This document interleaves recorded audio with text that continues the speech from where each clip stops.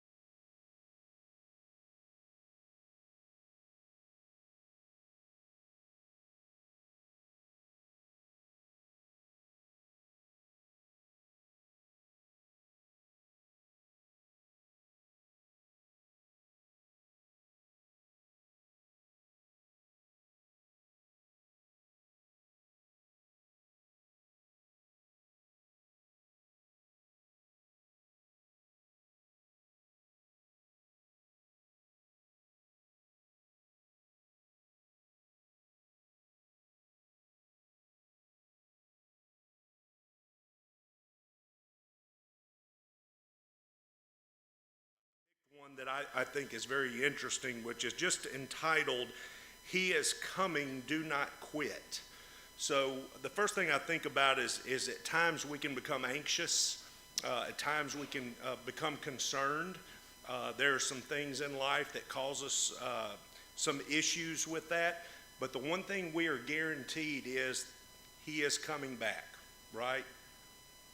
Eternity is going to happen, and we've got to make sure that we don't quit what? When the title says, He is coming, do not quit, what do you think that's pertaining to? Say it again. Don't quit your walk. Somebody over here. Fight the good fight. We're daily doing this, right? In our prayers, our encouragement, our request, our study. We continue talking about studying and trying to grow closer. I do know all of us in here know that. You've been a part of this, the Lord's work for a long time, but we've got to keep continually building our knowledge, and we do that through study, right? And we do that through sitting through classes and being able to sit through the preaching that Michael and Mark provide for us. Let's look at 2 Thessalonians chapter 1 verses 1 through 12. Just whomever gets there, if you will. And I know this doesn't help our people at home, but just for our time's sake, that'll give me a second to get through a couple of these. 2 Thessalonians chapter 1 verses 1 through 12. If you don't mind speaking loudly, whomever gets there first, please begin reading that.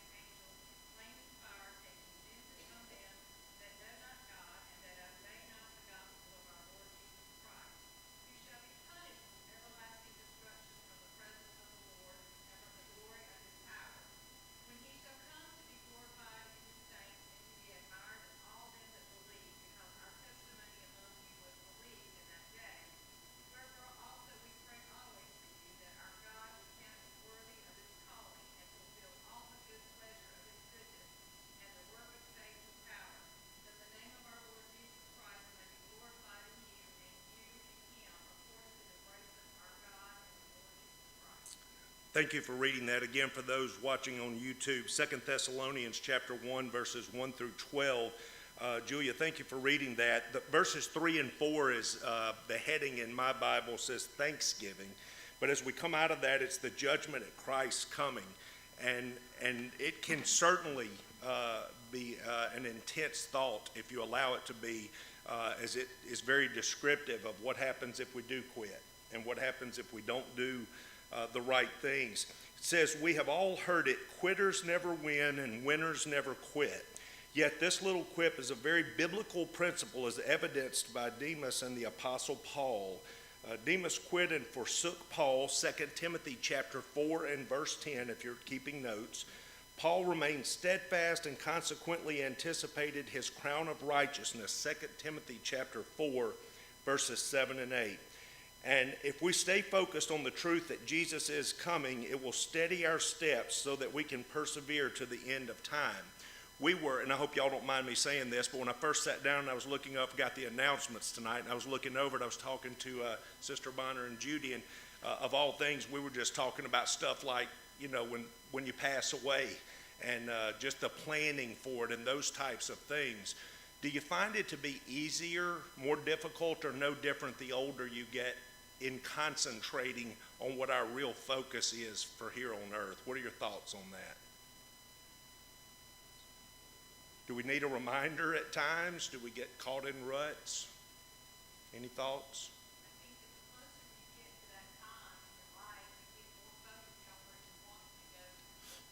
Yeah. You know, for those of us that, I'm 56. That's what I was telling Judy. I feel like I'm 156. Not in my mind, but as I wake up and go, ooh, I think I broke a rib in my sleep, right? That kind of thing. But as you do, I remember my grandmother saying, as you get older, things matter less. And all of these other things that we are in such a hurry to do and all of these things really doesn't matter at the end, right? And so keeping a focus on that. So I find myself, and I assume y'all as well, you start to put some focus again on making sure that you've got things right, if that's the best way to say it. I know I've mentioned it before when I was 10th, 11th, and 12th grade, these used to be rooms on the side. They were closed off, and I was in one. Little Woody was the teacher. And I remember we talked about that, and, you know, the fact that you're not guaranteed, no matter what your age is, you're not guaranteed another day. I mean, anything can happen. You know, certainly the natural progression of life, the older you get, but there are plenty that pass away before that. And so I remember in that class, one of the guys in there said, you know, well, I'm going to live as best I can, but I'm not going to stress about it. He said, because right before I die, I'm going to make it right. Now, before we laugh too hard at that, that's not the way that works, is it? I mean, we're not given a stop sign that says you have 48 hours, right? Get things right. And so I'll never forget that, but it certainly makes sense. Spending some time with the text now, 2 Thessalonians 1, 1 through 4. Why did Paul feel bound to give thanks for the Thessalonian church? Anybody? Again, Julia read that verses 1 through 4. Why do you think Paul felt bound to give thanks for the church?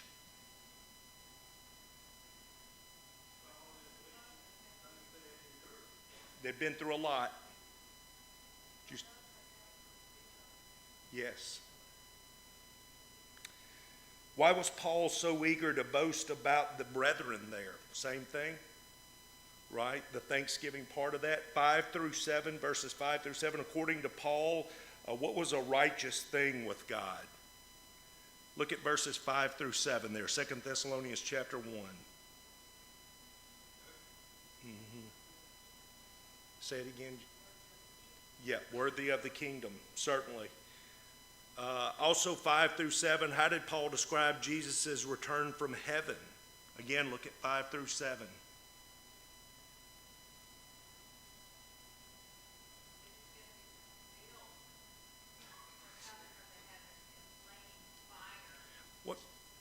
That's visual, isn't it? I mean, that's visual. Doesn't it talk about vengeance? We a lot of times think about some of the scriptures, and rightfully so, that are clothed or wrapped in love, and certainly that's a major theme.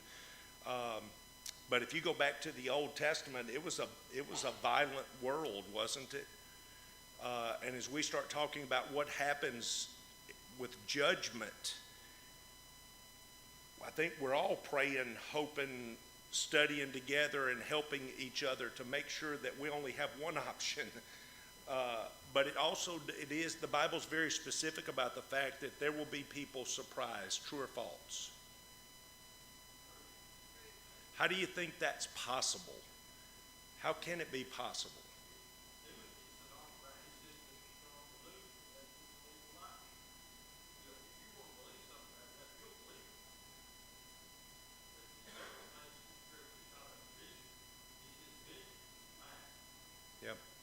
We can convince ourselves, I'm afraid, just the human side of things, that what we're doing is not as bad as what our neighbors are doing. And that's not a measuring stick, by the way. Well, Judgment Day, they won't answer for yours, right?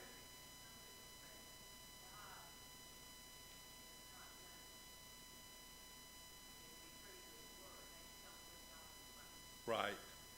How could he do that? I've heard that as well. Mhm.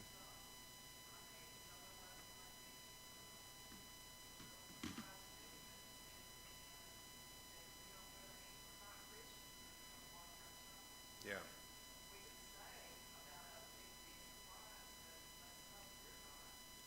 Yeah, I have left our Sunday morning class the last few weeks and felt like, oh, I may should have walked that aisle tonight, right? And I don't say that lightly. I'm saying it's specific about the dangers of the tongue and how gossiping, slandering, talking badly about someone, whatever it is, not encouraging brothers and sisters, all of those things, will be held responsible for those, and we are just as guilty of that as we would murder. Is that fair to say? I mean, that is what the Bible says. It doesn't differentiate between what kind of sin it is. So I think we have to be careful. I've got a good friend that since I've gone out on my own, I've got some different times free. And so I've gotten into a devotion study with a friend of mine that lives in another state. And he said, it really is hard because you try to stay focused positively, but he said, I feel like the more I do, the less worthy I am of God's love. And I would be curious what you think about that, but I sort of can understand what he means by that. When you study the blessings that you've got and have had, it's certainly amazing. But I also understand how I could feel not worthy. Anybody have a comment on that? I shared it with another friend of mine who said, well, we've got to make sure this other guy, my other friend, knows you are worthy because he shed his blood for you, right? It's a play on words, but I think we have to make sure that we're focused on the good things that we have from God as well, but we also know that he is a what God? I'm going to put a blank there. Jealous? Say it again. Yeah, what's that mean, Melvin? If we say he's a jealous God,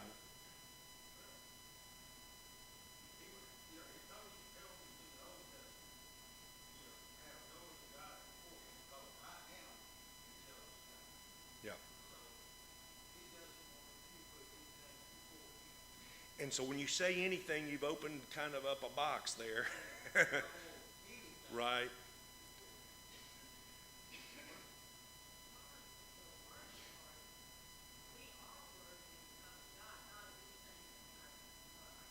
Yes. Mm-hmm. Mm-hmm. Yeah. Yes, I agree with that. It's again, as we start to focus on the fact that he is coming back and coming like a thief in the night, and whom all knows when he's coming back? Only the Father. So, we could do a whole study on, you mean the Father and name all these other entities, and that's not the case, right? And so when we hear people on television or these some groups that are predicting when that is, it's just not, it's not doable. It's incorrect. And again, I'm not trying to get us off on a sidetrack real quickly, but I found myself for a long time, because I have another acquaintance that he'll always say, well, we're living in Revelation. And I'm not saying that there aren't things that tell about the end of time, but how can we say this is proving it's any day now if he's coming like a thief in the night? Any thoughts on that?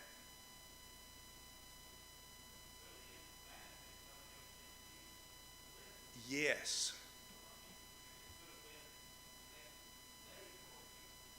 That's right. Yep.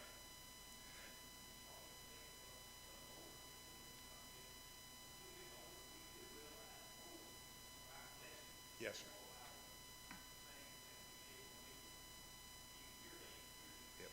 Yep. Thank you. Yep.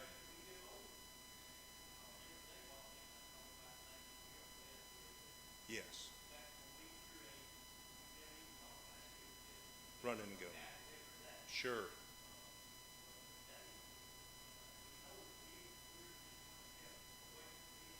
That's right. Absolutely.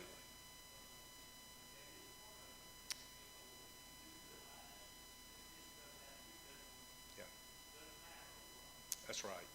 No, I appreciate that, and the comment coming from a man that does a really good job of that. So I'm always thankful for that great feedback. Thank you for that. Let's look at verses 8 and 10 that Julia read. 2 Thessalonians 1, verses 8 through 10. According to Paul, upon whom will God take his vengeance?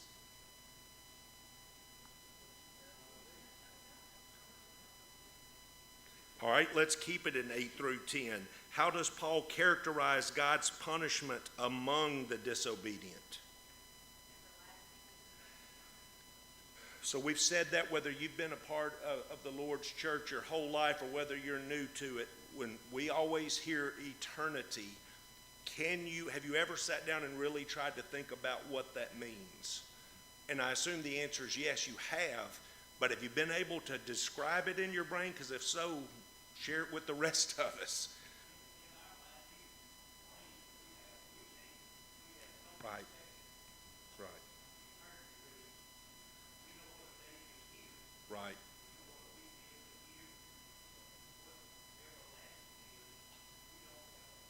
Don't have a clue.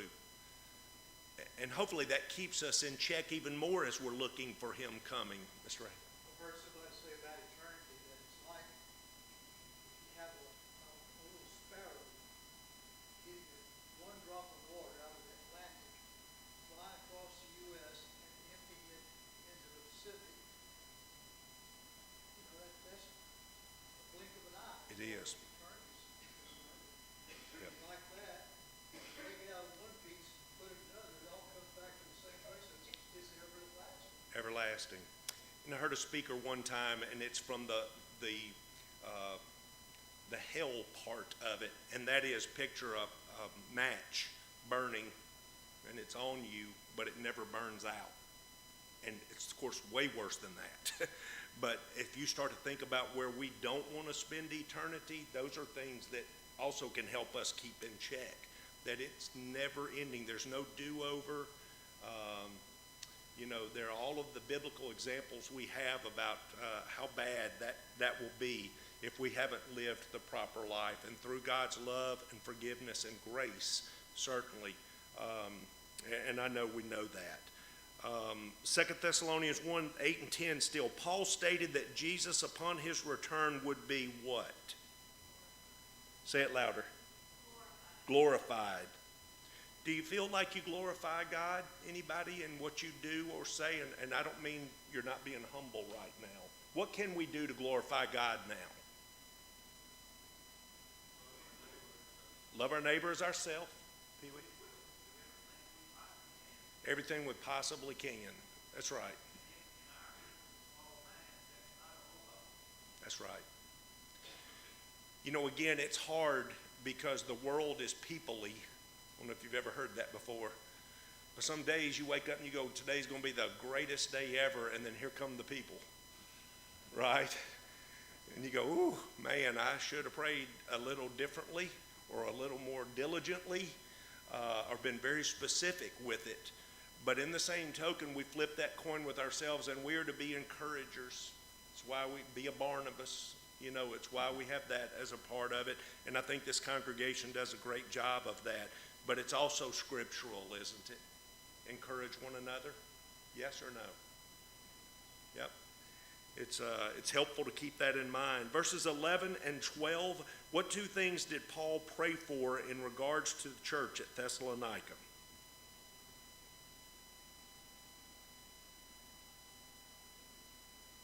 Anybody? Yep.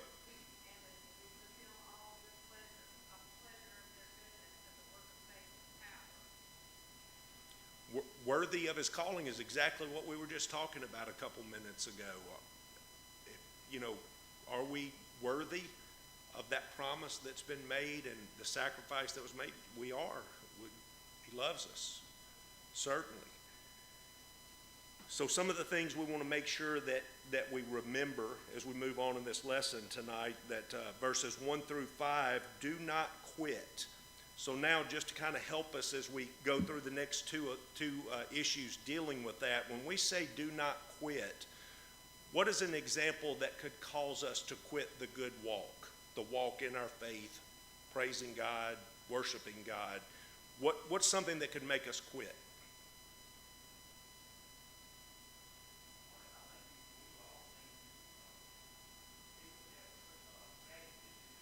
Yes, sir. Yes, sir.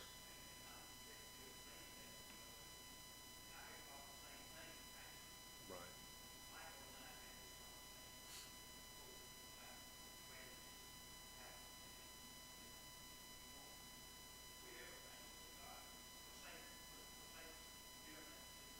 Right.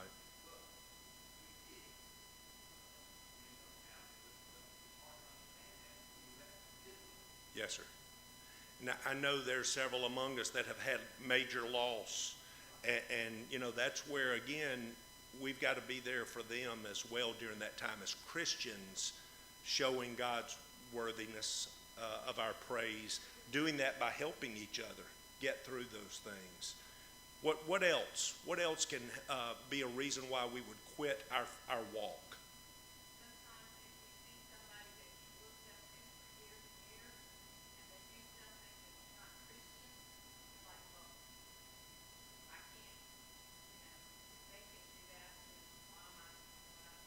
I got you. Yeah, I see where you're going with that now. That's right. If somebody that you have elevated, at least in your mind, is falling short, and if they can't do it all right, and by the way, no one can do it all right. I mean, we all sin.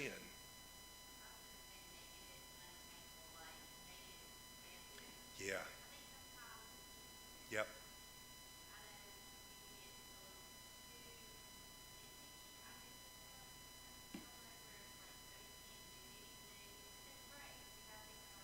Right.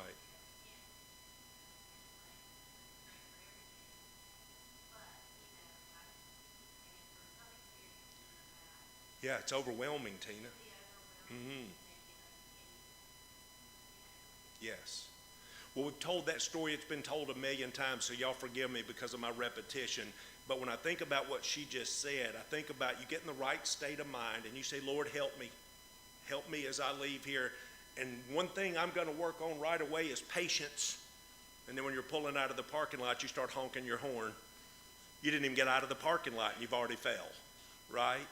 Well, that's a simple example, but let's bring it back even to something that's maybe not even that major, but just worldliness in general can help us stop, right?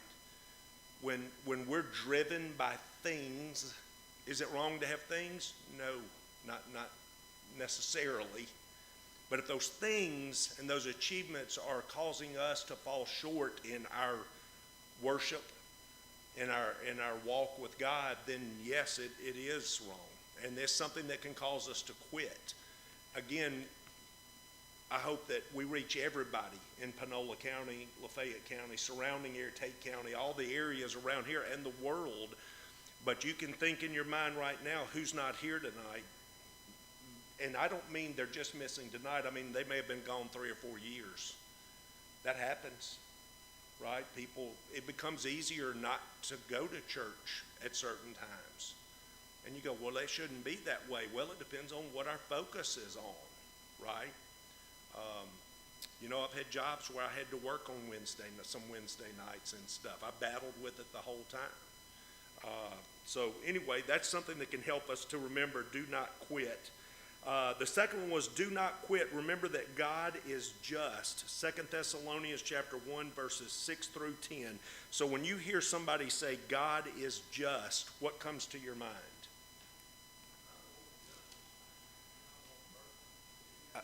And Melvin said, I don't want justice, I want mercy. Well, then in return, that's what we've got to give to everybody else, right? I mean, as well. But yes. Yes.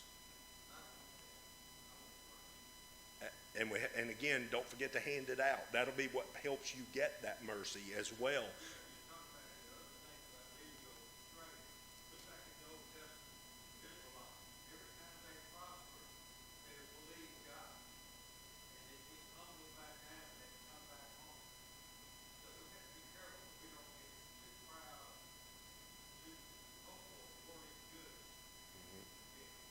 Yeah. Say that again. Worldly friends, sure, absolutely. Well, and somebody else say something? Thought I heard. Yes, yes. And because we care about their soul. I mean, certainly. But I saw something not too long ago that said there are people out there that are praying for what you're complaining about. And I was talking much more worldly, not sickness and illness. It was meaning jobs. It was meaning achievements, those types of things. And if you can remember in your life, maybe ever saying, Lord, if I could just get this or have this, I'd be happier. I'd be better. Maybe that was just me that thought those thoughts, but I remember having those thoughts, right? And then you get to it and you go, the grass not much greener, if any. And so the third one was do not quit. Remember that others are praying for you. Those were verses 11 and 12. So I could just ask the generic question, how important is prayer?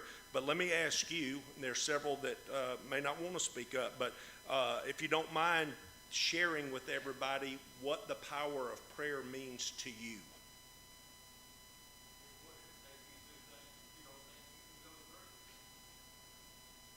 Help you get through some tough situations. Yeah, I like that connection. It will. I know that it may not be this way, Pee Wee, with everything that we face, but the majority of the issues that I've faced, if I could just even with the anxiousness, take a big breath and say a prayer, and then maybe 2 minutes later I'm ready to say another prayer, or it was still going, you can feel your blood pressure come down. I don't think that's a coincidence. I think it's a calming effect. Do you not? Isn't prayer, can't it be a calming effect? Sure. Say it again, Amy. Yes, humbles you. Yes. All day long. Yes. You know, when we talked about the older group, you know, my grandmother, again, I can hear her singing in the kitchen, singing gospel songs. I can hear her she had a all day long conversation with the Lord. I mean, you know, I was like, oh, I'm sorry, I didn't know you were praying. She goes, I never stopped. You know, it's always going on if you come around. And so I appreciate that, and it's very humbling for sure. So do not quit, resolve to endure. Those were verses 1 through 5. The church at Thessalonica was no stranger to outside persecution. That's verse 8, starting with it, and then it goes through about halfway through chapter 2. Or internal false teaching.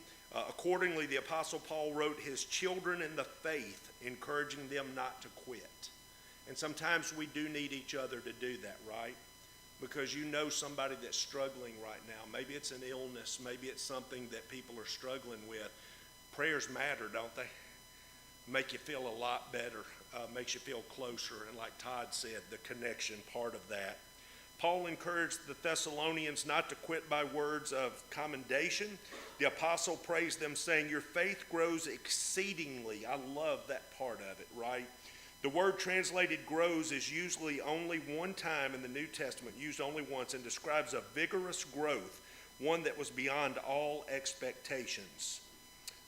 And Paul commended the Thessalonian church because of their abounding love for one another. And that's what I wanted to end with tonight, is what does abounding love for one another look like to you? Abounding love, what's it look like?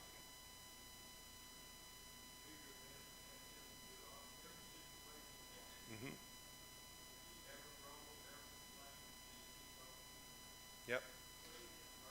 Putting them first. It's not easy in a selfish world, but putting them first. You know, again, I go back to just some simple little things, and you'll say those are piddly, but you know, you only have to go in Piggly Wiggly or Kroger, you know, once or twice and see how some people in there don't have a lot of love in their heart. Try to get down the aisle while they're coming down the aisle. See if they'll let you go first. Well, we need to be those people. We need to be those people that put the cart back up, and you go, now you're meddling. I'm just saying that's showing Christ, I think. There's something different about that, right? And so I think as we go out, and Melvin was talking about showing our love to people, that's something where we've got to be unselfish and do that. Any questions or thoughts before we wrap up for tonight? Is what? Smile. Smile and speak. And now I'm going to take what Melvin just said, and I'm going to change it just a little bit. You're right, though. You're right. Sometimes it's smile and do not speak. Don't say what's on your mind all the time, right? Yeah, I know. Absolutely. All right, thank y'all for the feedback. Sorry that it was a little crazy off the start.